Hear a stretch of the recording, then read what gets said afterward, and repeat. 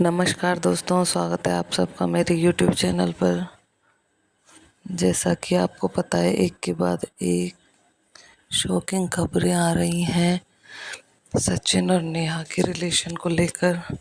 तो अभी अभी अलका मैडम ने एक रिकॉर्डिंग शेयर की है जिसमें वो मनीषा को बता रही हैं कि नेहा सचिन के बच्चे की मां बनने वाली थी, प्रेग्नेंट थी वो।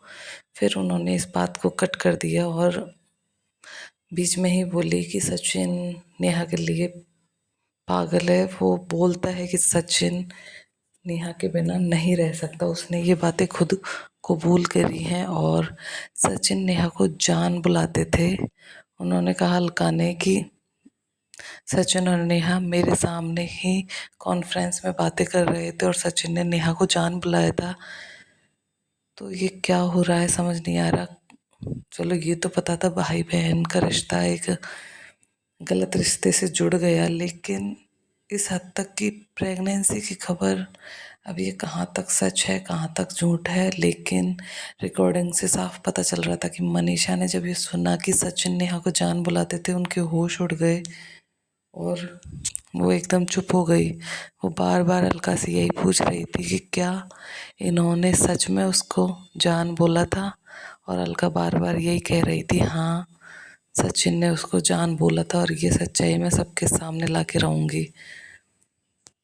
एक हंसती खेलती लड़की की ज़िंदगी बर्बाद कर दी इन दोनों ने मिलके। और अभी भी अलका मनीषा को यही वार्निंग दे रही है कि प्लीज़ तुम सचिन की बातों में मत आना, वो तुम्हें धोखा दे रहा है।